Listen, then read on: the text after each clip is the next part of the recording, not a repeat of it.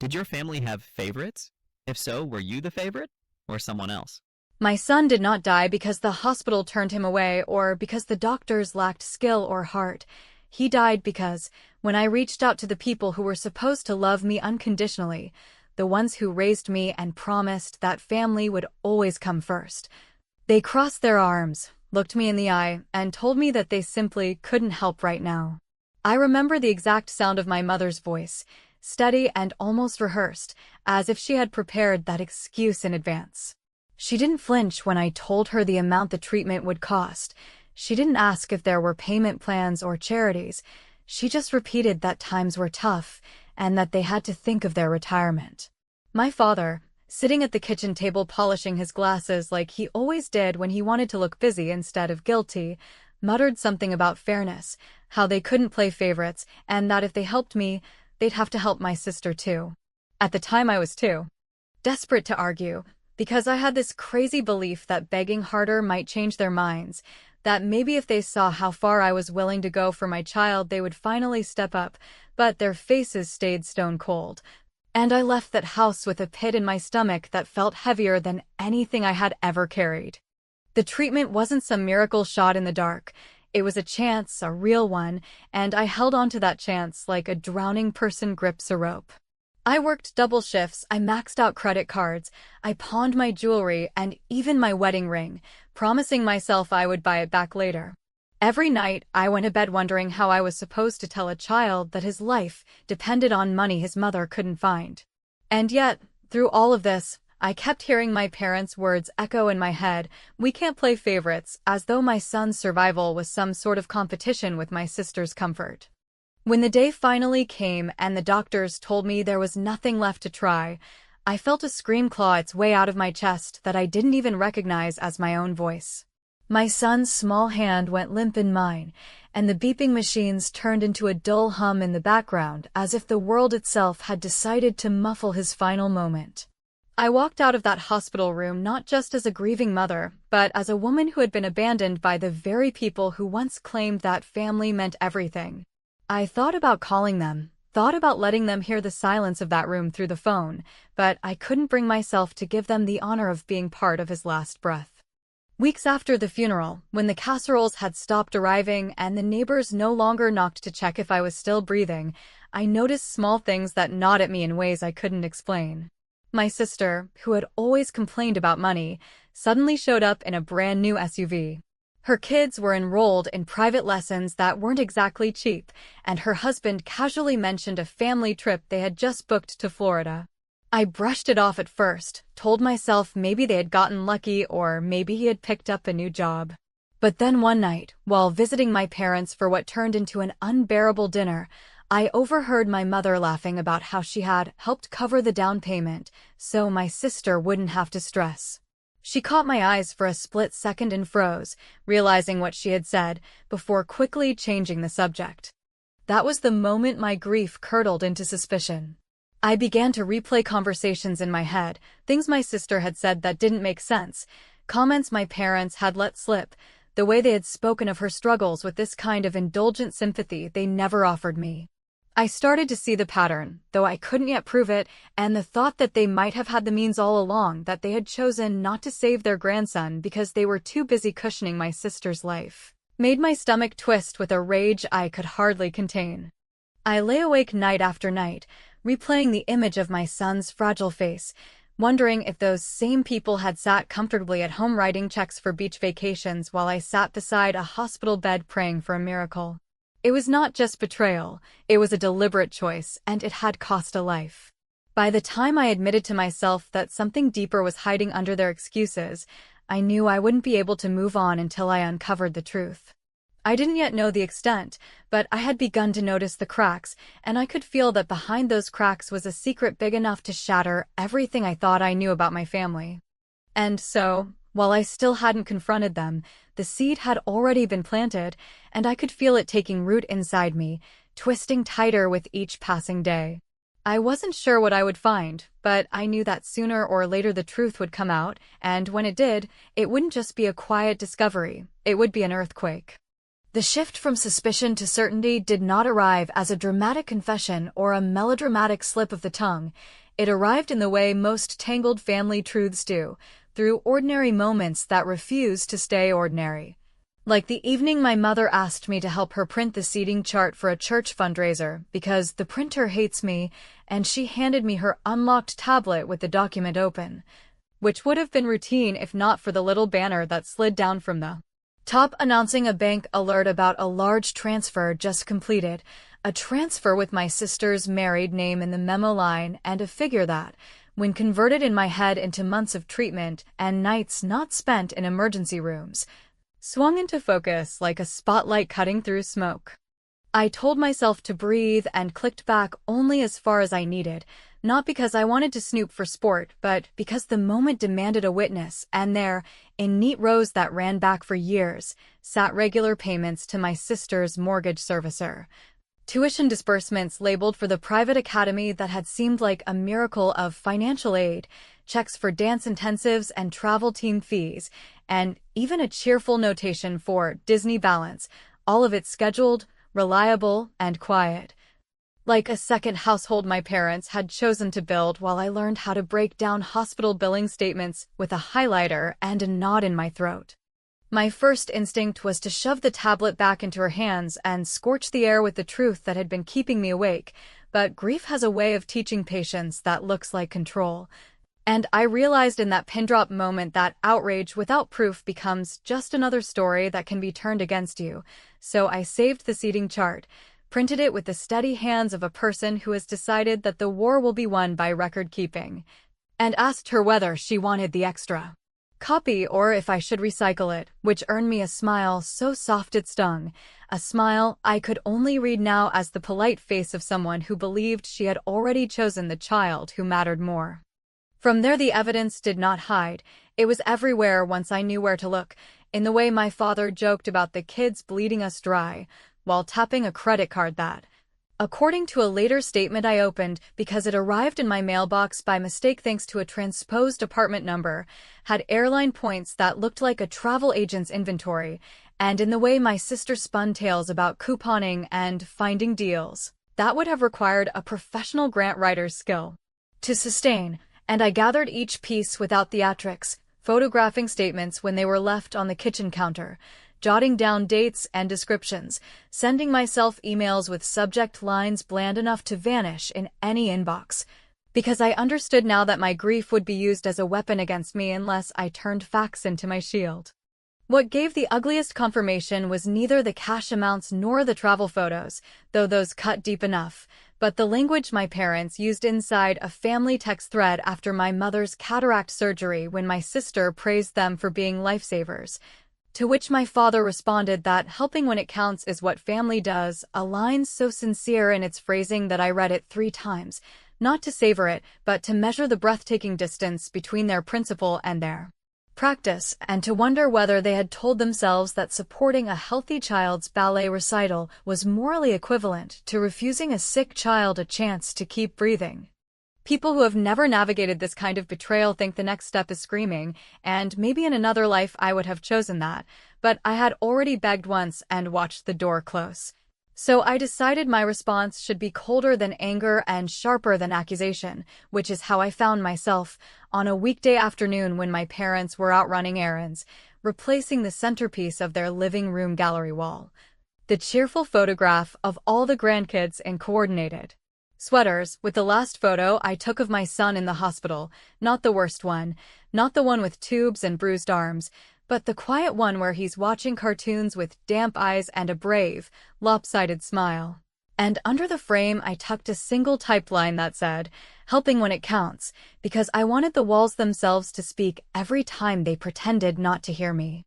That small act did not break anything in the way plates shatter or doors slam, yet it unsettled the house in a way I could feel even after I left, because a day later my mother called with a voice that hovered between wounded and bewildered to ask whether I had moved some photos around, and I said that I had wanted to make space for the grandchild who could not show up for new pictures anymore, and she said nothing for a full 10 seconds before she exhaled and murmured that grief was making me unkind. a diagnosis I accepted with the silence of someone who knows the difference between unkindness and clarity. If there was any triumph in that moment, it was not loud, because nothing about any of this felt like victory, but it was precise, a quiet correction to a curated narrative, and it forced a pause in a house that preferred to keep moving past discomfort. Which is why, when the invitation arrived for the large family gathering my parents host every spring, a gathering that they insisted would be good for all of us to reset, I RSVP'd yes without hedging, packed the folder with my notes and copies, and reminded myself that revenge, to be honest rather than petty, is not about spectacle. It is about alignment, about making the truth and the room occupy the same space until the air becomes impossible to pretend through. And I promised myself that this time, I would not be the only one kept awake by what really happened. Once I knew the full shape of the betrayal, once the transfers and the quiet checks and the private schools and the vacations had settled into one undeniable picture, the grief that had been sitting on my chest since the hospital began to change into something sharper, colder, more exacting. For months I had lived inside a fog where the only thing louder than the machines in the ICU was the sound of my own heart begging for just one more chance for my boy, and in that fog my parents' refusal had felt like another wall I simply could not climb. But now, with the truth glaring back at me in black and white, it was impossible to keep seeing them as helpless people caught in their own struggles. They had made a choice. They had opened their wallets again and again, not for survival, not for emergencies, but for the comfort of my sister's household, and by doing so they had silently closed the door on my son's future. I thought grief had already reached its maximum weight, but when I sat alone at night and replayed the documents in my head, I discovered that loss grows heavier when betrayal joins it, because then every memory of my child becomes entangled with the knowledge that he did not simply run out of time. His time was measured and compared, and then discarded by the very people who used to say they would do anything for their grandchildren. I would sit in the dark and whisper his name into the quiet, as if I could summon him back long enough to tell him that none of this was his fault, that he mattered more than any mortgage payment or cruise ticket, and that the people who turned their backs on us did so not because he was unworthy, but because they had decided it was easier to pretend they had no choice. At first, I thought the answer was to walk away, to cut ties cleanly and permanently, to let them grow old without me and without the shadow of the grandson they erased with their excuses. The idea of never hearing my mother's careful sighs or my father's tired lectures again carried a certain peace, because silence at least does not lie. Yet every time I imagined leaving them to their own narratives, I felt a spark of fury. They would never admit the truth if I simply vanished. They would tell the world that grief had made me cruel, that loss had unhinged me, and they would continue to play the role of generous grandparents while quietly funding the life of my sister's family, who had learned to accept it all as natural. I realized then that cutting ties would not set me free, it would set them free. So I began collecting everything, not just the evidence of money, but the stories, the contradictions, the little moments when their mask slipped. I printed bank transfers, I saved text threads, I wrote down the overheard comments with the exact dates and locations. It felt almost clinical, the way I built this archive of their choices, but I knew that grief cries out in emotion and is dismissed as hysteria, while facts demand acknowledgement. My evenings became rituals of organizing proof, and while the work was slow and methodical, I felt my rage crystallizing into purpose. The turning point came when an envelope arrived in my mailbox, a pastel invitation to the annual spring family gathering that my parents insisted on hosting every year. They loved to pretend those afternoons of barbecue and laughter were sacred traditions, evidence of a family unshaken by hardship, though to me they had always felt like staged photographs stretched into hours. The invitation this year carried a handwritten note at the bottom in my mother's delicate script. It will be good for all of us to reset. I held that card for a long time, rereading the word reset until it seemed absurd. They wanted a reset, as if grief and betrayal were a software glitch that could be patched with potato salad and a group picture. That night I placed the invitation next to my folder of evidence, and I knew with sudden clarity that this gathering would not be a stage for their illusions, but a courtroom where silence would finally be broken. I did not imagine myself screaming across the table or overturning dishes. That kind of chaos burns hot but fades quickly. What I wanted was something that would not fade, something that would stain the air and force every person present to recognize what had been done. Revenge, I realized, did not need to be loud to be devastating. It needed to be undeniable. Still, in quiet moments, doubt crept in. I wondered whether exposing the truth would make me look bitter, whether my sister would twist it into another attack on my character, whether my parents would collapse into tears and convince everyone else that they had only tried their best. I questioned whether I had the strength to stand in front of them and lay bare what they had chosen to conceal. But each time I imagined staying silent, I saw my son's face, the way he had held my hand with quiet trust even when he knew more than a child should know about pain, and I knew that silence would dishonor him more than confrontation ever could. So I prepared. I rehearsed my words until they carried the weight of both grief and precision. I packed the folder carefully, tucked into my bag where no one could mistake its presence for paranoia. And on the morning of the gathering, I looked in the mirror and told myself that this was not simply about revenge, nor even about justice. It was about forcing the truth to exist in a room where lies had thrived for far too long. When I locked the door behind me and headed toward my parents' house, I carried with me not just the memory of my son, but the certainty that this time, they would not be able to look away.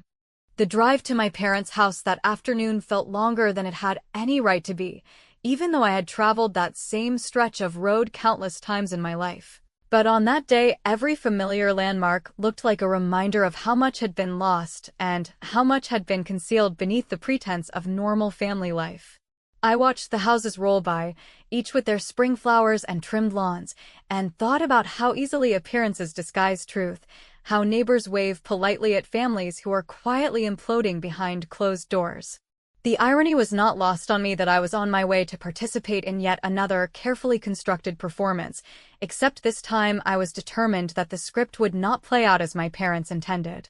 When I pulled into the driveway, I saw the familiar collection of cars already lined up, shiny minivans with dangling air fresheners, my sister's oversized SUV that practically screamed privilege, and my father's aging sedan that he always insisted was a symbol of his frugality, though I now knew better than to believe any of the stories he spun about self-denial. The sound of laughter drifted from the backyard, carried on the breeze, that brand of laughter that always struck me as slightly louder than necessary, the forced joy of people who want the world to know they are doing just fine. I paused before opening the gate, gripping my bag tightly where the folder of evidence sat, and steadied myself with the knowledge that this time, no matter how loud the laughter, no matter how carefully they rehearsed their roles, the truth would not remain buried. Inside the yard, the scene unfolded exactly as I had expected, my mother bustling around the picnic table with an apron tied too tightly at her waist, arranging bowls of potato salad and baked beans with the precision of someone who believes food can distract from tension, while my father stood by the grill flipping burgers with exaggerated cheer, pretending that smoke and spatulas were more pressing than conversations that had been avoided for years. My sister, as always, sat like a queen among her children, her voice carrying over the chatter as she bragged about some upcoming recital and the cost of the costumes. A cost she presented as though it were a burden when in reality it was already quietly covered by the people standing only a few feet away. I forced myself to smile when greetings were offered, accepted hugs that felt hollow, endured the quick once-over from relatives who had long ago learned to measure worth by appearances. There was chatter about the weather, about baseball games, about promotions at work and plans for summer vacations, every word building a facade of stability, as if no one had any idea of the storm that had been gathering under the surface. I nodded when spoken to, answered politely, and waited for the moment when my silence would become too heavy to ignore. It was during dinner, as plates clattered and children ran across the yard, that the atmosphere shifted. My mother leaned in close, her hand brushing mine in what she must have thought was a gesture of reconciliation, and said in a soft, almost pleading tone, "I'm glad you came. It means so much for all of us to be together again, to start fresh." The phrase, "start fresh," hit me like a spark in dry grass, igniting everything I had been holding in. I could feel the heat rising to my face, the steady beat of my heart in my ears, but I kept my voice calm, because I wanted what came next to land with the weight of inevitability rather than the fury of impulse. I set down my fork, reached for my glass, and tapped it gently with the edge of my knife. The sound cut through the din of conversation, the laughter, the shouts of children, and one by one the voices died out until the only noise left was the sizzle of the grill and the rustle of leaves overhead. Dozens of eyes turned toward me, some expectant, some wary, my father already frowning as if he knew what was coming, my sister arching an eyebrow with the smug expression she wore whenever she thought she was about to be entertained at my expense. I cleared my throat and let the silence stretch for a moment longer, because silence, when deliberate, carries its own authority. I looked at my parents, really looked at them, at the lines etched into their faces, at the hands that had once held mine when I was a child, at the mouths that had spoken words of refusal when I needed them most. I thought of my son, of the weight of his hand in mine, and I knew there would be no turning back after this. I came today, I said slowly, my voice steady though my body trembled inside, not because I wanted a reset, not because I wanted to pretend that everything could be wiped clean, but because I am done carrying the truth alone. The words hung in the air, heavy and immovable, and I could see confusion flicker across a few faces, but my parents' eyes darted to each other with the quick panic of people who suddenly recognize the trap they have walked into.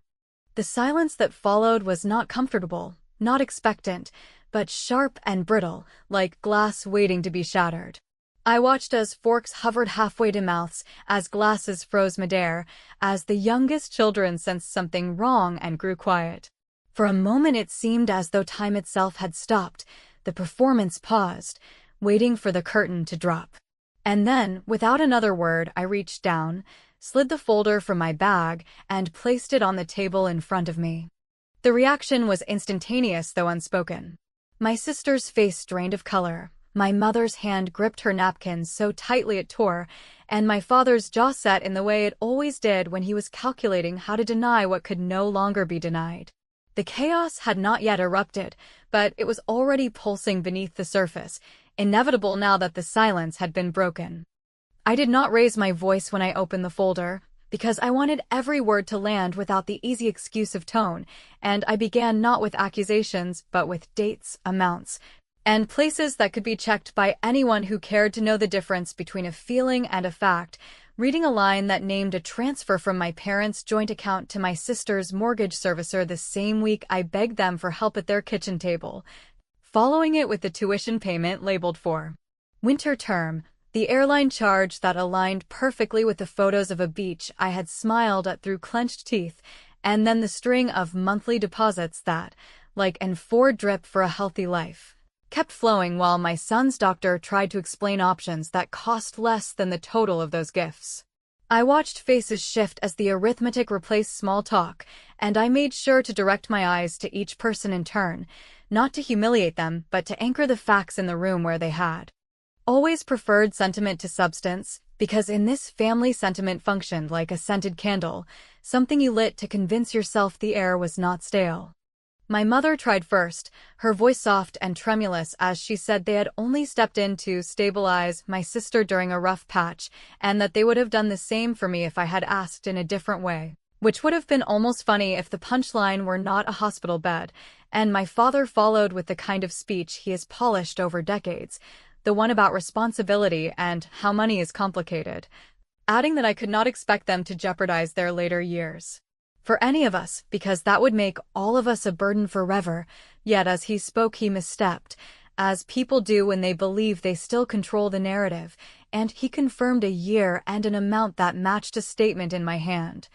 So I read it back to him word for word and watched him tuck his chin the way a boxer does when he has already taken the hit. My sister attempted a different strategy, sliding immediately into character assassination with a bright, incredulous tone, calling me dramatic and suggesting that grief had twisted my memory, but the photographs of the statements did not blush or stammer, and the copy of the text thread in which she thanked our parents for covering everything, including the deposit on her new car, sat on the table like a quiet witness unwilling to play along. I said that I was not here to empty their accounts or beg retroactively, because the debt I carried could not be balanced by a check, and that the only thing I wanted was for Truth to live in the same house as the stories they told about themselves. The stories in which generosity and wisdom define them, the stories that had made me question my own sanity when they refused to help and then smiled for Christmas photos under a banner that read "Family First," and I let the silence that followed do what it does best, which is to force people to hear themselves. Someone to my left made a small sound, maybe a stifled protest or a gasp, and the children, sensing that adult rules had shifted, drifted toward the porch stairs, while my aunt stared at her plate as though the pattern in the china might offer her a way out of the conversation. My mother finally asked what I wanted from them now, her hands twisting the napkin into a braid, and I told her plainly that what I wanted was